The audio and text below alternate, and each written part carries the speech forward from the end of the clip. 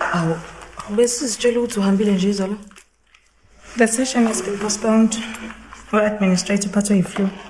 So ngase ngithi ngisibambele mathuba. Oh, okay. Shall we start? Certainly. But first, the offer to purchase. Then initials at the bottom of each page, signatures at the dotted line. I have dated all of them. When we are done, please pass them around.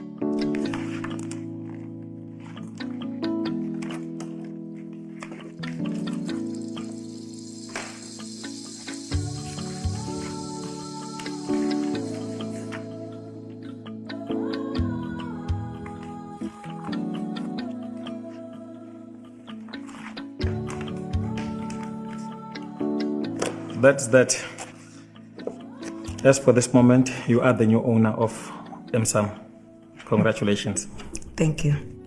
Makunjalo ngicanga ukuthi kuzomela ukuthi sishuthi selfie ukuze nje wonke umuntu ezobona phela ubaluleke kabi lo mzuzu. Wasabhebla uzongena Awu uyangifaka? Yeah.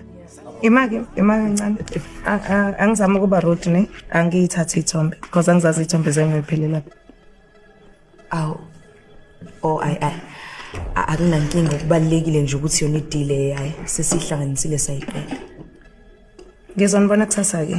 Ngifuna ukubona amabhuku ukuthi bekade nenza njani before and operations as well. Angeke ngize ngibe khona la zonke insuku. Kodwa ngizobe ngikhona ukuyirun ibusiness la ngizobe ngikhona. Ay sibonga ukuthi nje nathi umsamo impela hayi usuzovulwa maduze. Okay. Before we leave, once the magistrates have signed all these documents, then I'll send them back to you. All right. Okay. I'll see you tomorrow. Okay. Roger.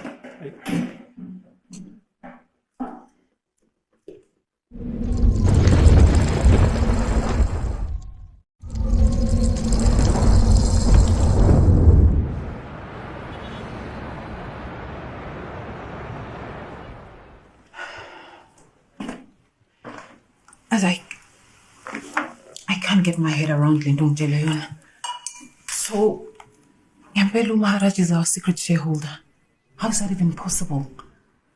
Yamazi la tata man into khohlakeleyo kakhulu. Khohlakele. I mean kuzo zonke izinto. Khohlakele.